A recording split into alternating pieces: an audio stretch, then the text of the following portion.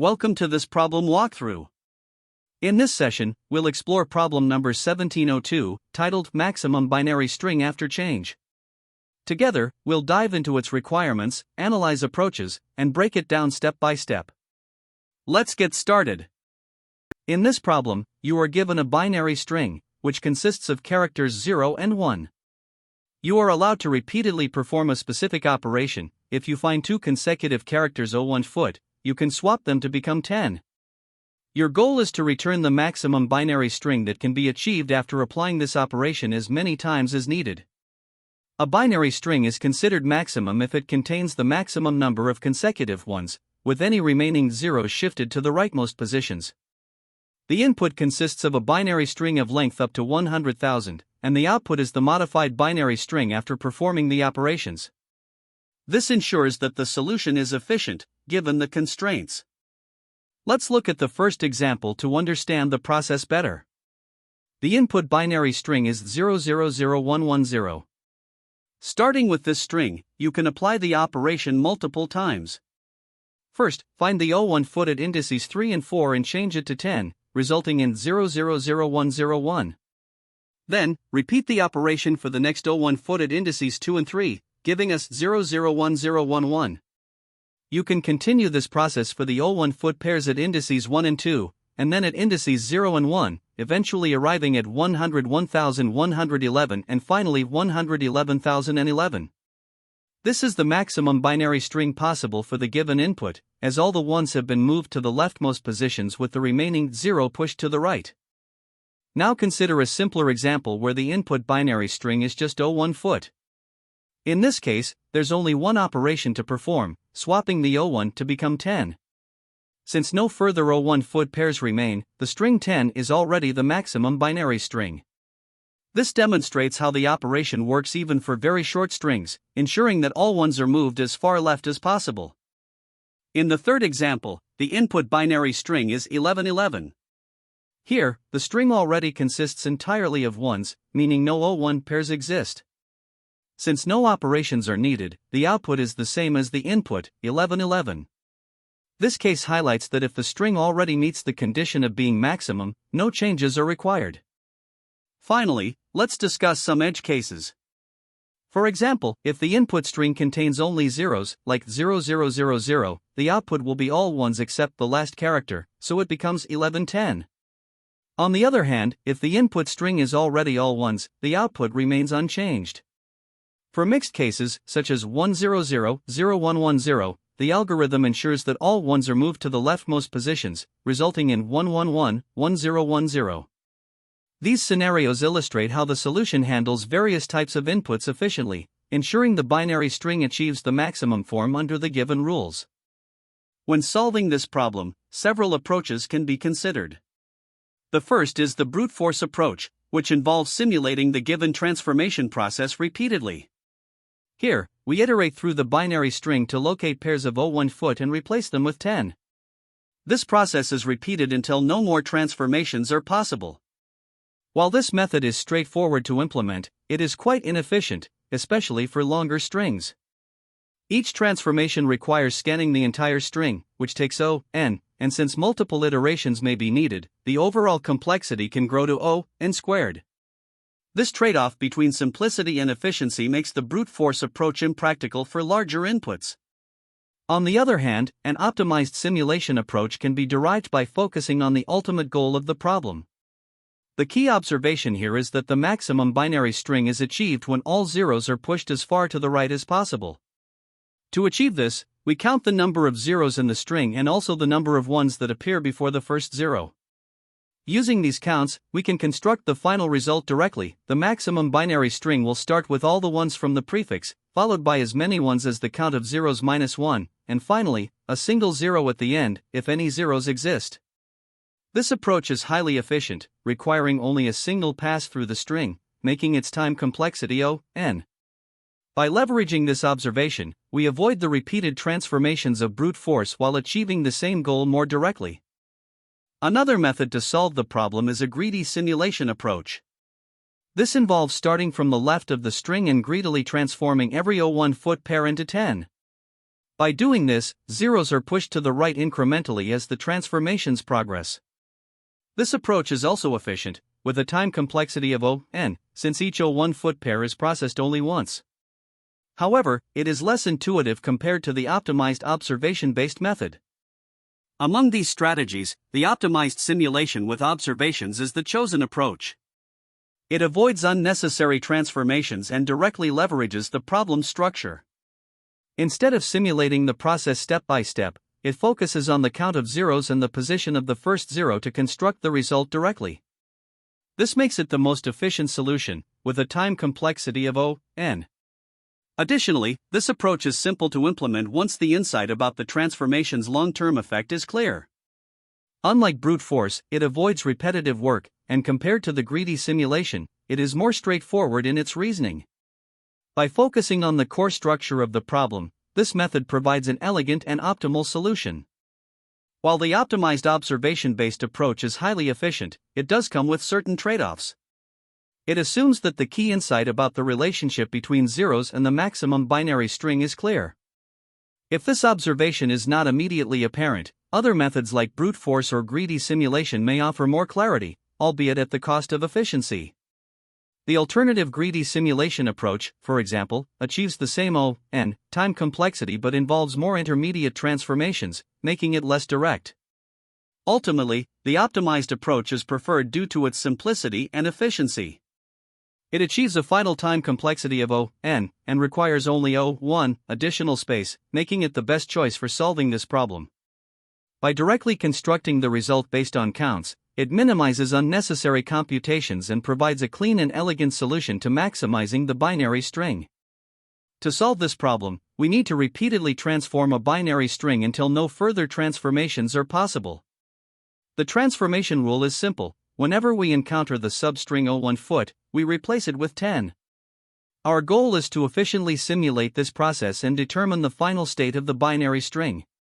The algorithm begins by parsing the input string s and initializing a flag called change to track if any transformations occurred during a pass.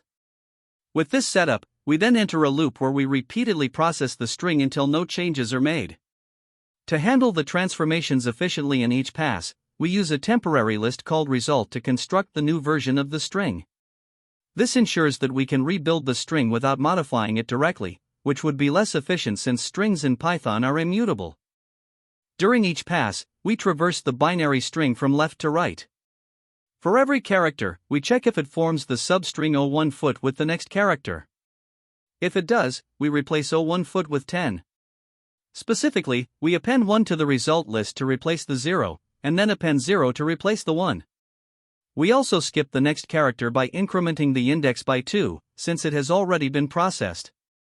At the same time, we set the changed flag to true to indicate that a transformation occurred. If no O1 foot substring is found at the current position, we simply append the current character to result and move to the next one. Additionally, if we reach the last character in the string, we append it directly to result to ensure it is not left out. Once the loop completes, we update the string s to the new version by joining the result list into a single string. This process is repeated until no transformations occur during a pass, at which point we return the final string. The reason the algorithm requires multiple passes is that each pass modifies the string in ways that can create new opportunities for transformations. For example, replacing one O1 foot substring with 10 may introduce another O1 in a subsequent position. This is why we continue processing until a full pass can be completed without any changes. The termination condition is straightforward: the algorithm stops when no O1 foot substrings remain in the string, which guarantees that no further transformations are possible. This always happens eventually because each transformation reduces the total number of O1 foot substrings. The algorithm also handles edge cases effectively. For instance, if the input string contains no O1 foot substrings, such as 111 or 000, it terminates after the first pass without making any changes. Strings with overlapping O1 foot patterns, like 0101, are processed correctly because the algorithm skips already transformed characters. Even for single character strings, no transformations occur, and the input is returned as is. The algorithm uses two key data structures to manage the transformations. First, it employs a list called result to build the transformed version of the string during each pass. Using a list is more efficient than directly modifying the string, as strings in Python are immutable. This means creating a new string for every small change would be computationally expensive. The second key component is the Boolean flag changed, which tracks whether any transformations occurred in the current pass. This flag ensures that we exit the loop as soon as no changes are made, avoiding unnecessary extra passes. Together, these data structures provide an efficient way to simulate the transformation process while minimizing overhead. To analyze the algorithm's complexity, we start with the time complexity. Each pass involves scanning the string once, which takes n time, where n is the length of the string. The number of passes depends on the number of 1-foot substrings in the string. In the worst case, this can be n, as each transformation reduces the count of 1-foot by 1. Therefore, the overall time complexity is n squared in the worst case. For space complexity, the main contribution comes from the result list, which requires n space to store the transformed string in each pass. Since no additional space beyond this is used, the total space complexity is n. This balance between time and space ensures the algorithm is efficient for reasonably sized inputs. Let's look at an example to see how the algorithm works in practice. Suppose the input string is 00101. In the first pass, we start with this initial string. As we traverse it, we find the substring 1-foot at index 2. This is replaced with 10, resulting in the string 01010 after the first pass. The transformations and updates are applied systematically to ensure correctness. With this intermediate result, we move to the next pass to continue processing. In the second pass, the new string is 01010. Here, we find the substring 1-foot at index 0 and replace it with 10, which transforms the string into 10,010. Continuing to the third pass, the string is now 10,010. This time, we find the substring 1-foot at index 3 and replace it with 10, resulting in the string 10,100. Finally, in the fourth pass, the string 10,100 contains no 01 substrings. As no transformations occur, the process terminates. The final output is 10,100, which is the maximum binary string achievable after all transformations. Here, we start by defining a Python class called solution with a method named maximumBinaryString that takes a binary string as input. The goal is to transform this string into its maximal binary form based on the given rules. First, we initialize two variables, 0_count to track the number of zeros in the string and first_0_pos to store the position of the first zero we encounter. Both are initialized to 0 and -1, respectively. We then iterate through the binary string using a for loop. For each character, if it is a 0, we increment the 0_count, and if it's the first zero we encounter, we update first_0_pos with its index. Once we complete the loop, we check if there are no zeros or just one zero in the string. In these cases, the binary string is already in its maximal form, so we simply return it as is. However, when there are multiple zeros, we need to calculate the number of ones that appear before the first zero using the first_0_pos value. This number helps us construct the maximal binary string step by step. The final result is built by concatenating several components, the ones before the first zero, the ones that result from shifting all but one zero, a single zero at its required position, and finally, the remaining ones after the transformed segment. The constructed binary string is then returned as the result. This approach ensures that the string adheres to the transformation rules, maximizing the number of ones while leaving only one zero in the appropriate position. By carefully counting zeros and tracking their positions, we efficiently determine how to rearrange the string without unnecessary operations. This concise and systematic method guarantees that we achieve the maximal binary string in an optimal way. Here, we start by defining the maximum binary string method within the solution class.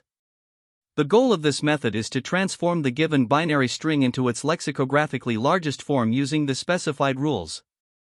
First, we initialize two variables, 0_count to track the number of zeros in the string, and first_0_pos to store the position of the first zero we encounter.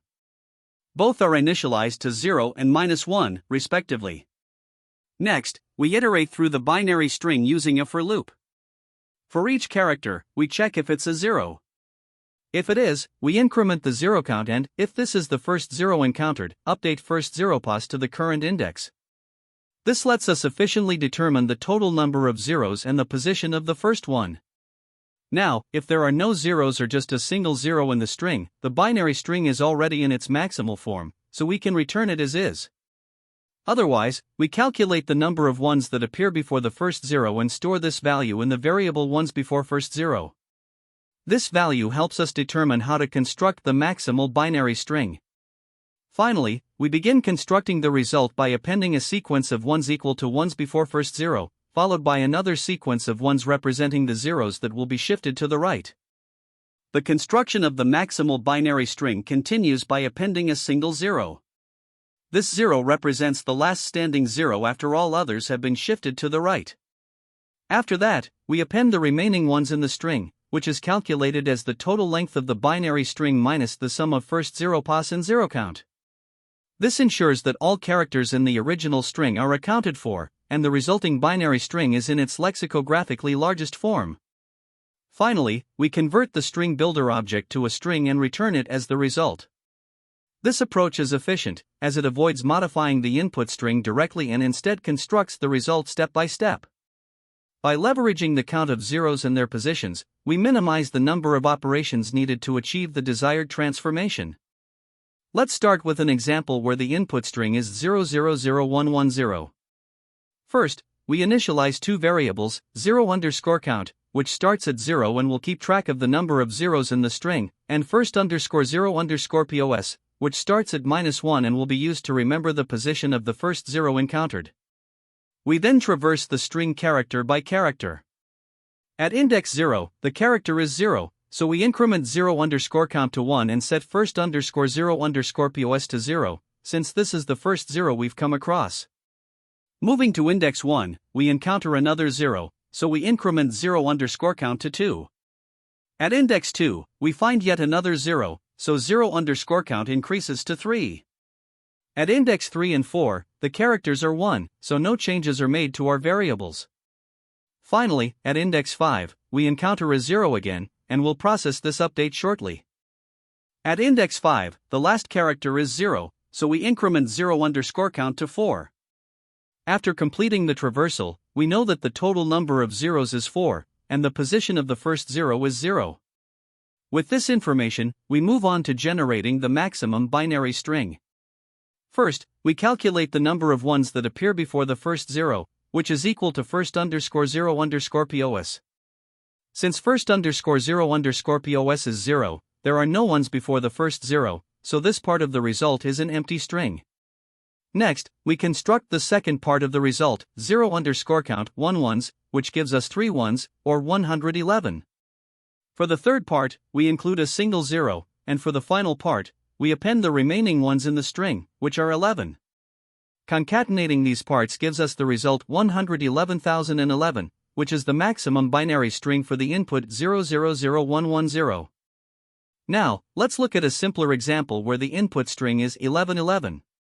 Again, we begin by initializing 0_count to 0 and first_0_pos to -1. As we traverse the string, we observe that all the characters are 1, so 0_count remains 0 and first_0_pos stays at -1 throughout the traversal. Since there are no zeros in the string, no transformation is needed. The input string is already in its maximum form, so the output is simply 1111. This demonstrates that if there are no zeros in the input, the result is always the input itself. In this example, the input string is 01010. We start by initializing 0_count to 0 and first_0_pos to -1. As we traverse the string, the first character at index 0 is 0, so we increment 0_count to 1 and set first_0_pos to 0, marking the position of the first 0. At index 1, the character is 1, so no changes are made. At index 2, we encounter another 0, so we increment 0_count to 2. At index 3, the character is 1, leaving the variables unchanged. Finally, at index 4, the character is 0, so we increment 0_count to 3. After the traversal, we know that there are 3 zeros in total, and the position of the first zero is 0. To generate the maximum binary string for the input 01010, we calculate the number of ones before the first zero, which is equal to first_0_POS. Since first_0_POS is 0, there are no ones before the first zero, so the first part of the result is an empty string. Next, we construct the second part of the result as 0_count 1 ones, which gives us 11. For the third part, we add a single zero, and for the final part, we include the remaining ones in the string, which is 1. Concatenating these parts gives us the result 11,001, which is the maximum binary string for the input 01010. To analyze the time complexity of our solution, we start by breaking it into two key operations. First, there's the process of counting the zeros and identifying the position of the first zero in the binary string. This operation requires a single traversal of the string, where we iterate through each character once. Since the string has a length of n, this step takes n time. Next, we move on to building the maximal binary string. Here, we construct the result by concatenating several parts, the ones that appear before the first zero, the ones representing the shifted zeros, a single zero, and the remaining ones. The total number of characters being concatenated equals the input string's length, which means this operation also takes n time. Together, these two steps give us a combined time complexity of n plus n, which simplifies to n. Now that we've covered the time complexity, let's consider the space complexity of this solution. First, we use auxiliary variables like 0_count and first_0_POS, both of which are simple integers requiring only 1 space. Additional temporary variables, such as loop counters or intermediate values, similarly take 1 space. However, the result string is explicitly constructed, and its length is equal to the input string's length, n. This means the result string requires n space. Since no other significant data structures are used, the overall space complexity is dominated by the result string, making the total space complexity n. Looking at the best, average, and worst-case scenarios, we see that the time and space complexities remain consistent. In the best case, where the binary string contains no zeros or just 1 zero, the result is returned directly without modification. Even then, a single traversal is required to count zeros, leading to n time, and the result string still occupies n space.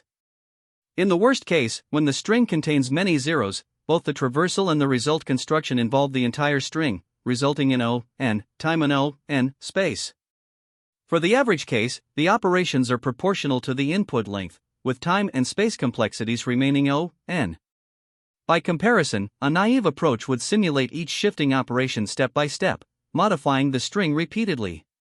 This could lead to a time complexity of n squared, in the worst case, as each operation involves rebuilding the string. The space complexity for the naive approach would still be n, to store intermediate states, but overall, it's much less efficient than the optimized solution. The optimized approach, which we've implemented, avoids the inefficiencies of the brute force method by leveraging the pattern of the maximal binary string. Instead of simulating the transformations iteratively, we directly construct the result based on the number of zeros and their positions, resulting in a time complexity of n. The space usage is also n, dominated by the result string. This makes the solution significantly more efficient. From a mathematical perspective, the linear traversal of the input string contributes n time, while the construction of the result string, which has a fixed length proportional to the input, also adds n time. When combined, the overall time complexity remains n. Similarly, the auxiliary space usage is determined by the result string, giving us an overall space complexity of n. When tackling this problem, there are several common pitfalls to watch out for. One big mistake is not accounting for the sequential nature of transformations. If you try to apply all transformations simultaneously, it leads to incorrect results because the problem specifies that changes happen step by step. Another issue is inefficient implementations, such as scanning the entire string repeatedly without optimizing for stopping conditions. This can significantly increase time complexity, especially for larger inputs. Additionally, overlooking edge cases is a frequent problem. For example, failing to test strings with no O1 foot pairs, strings with only zeros or ones, or strings that don't require any transformations can result in solutions that fail or produce wrong outputs. Lastly, misunderstanding the problem constraints is another common error. Assuming the string length is small and not preparing for scalability can lead to overly complex solutions that work on small inputs but fail under time limits for larger ones. Another mistake to be aware of is modifying the string incorrectly. In languages like Python, strings are immutable, so operations like slicing or concatenation create new string objects each time, which can lead to inefficiency. Using a mutable data structure like a list is a better approach. Now, for some interview insights. A key takeaway is to focus on how the transformation process affects the order of characters. O1 foot pairs always move left to right, and the process has a predictable end state. Instead of simulating every transformation step, you can optimize by considering the final distribution of zeros and ones. For example, the number of ones to the left of zeros directly determines the transformations required. While brute force methods are easier to implement, they are inefficient for large inputs. Greedy or mathematical approaches are harder to derive but much faster. You might also be asked about time-space trade-offs, handling edge cases, or the scalability of your solution, so be ready to discuss these topics. This problem has connections to related problems that can help build your intuition.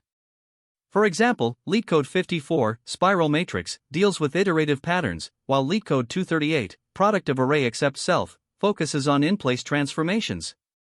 LeetCode 977, Squares of a Sorted Array, involves handling sorted transformations, and LeetCode 881, Votes to Save People, uses greedy approaches for pairing elements. Exploring these problems can deepen your understanding of the techniques involved. Now, looking at alternative approaches, one option is the greedy approach. Here, instead of simulating each transformation, you count the number of O1 foot pairs and determine their final positions analytically. This method is faster but more challenging to implement correctly. Another option is the two-pointer approach. By using 2 pointers to track the positions of zeros and ones, you can directly simulate the transformations.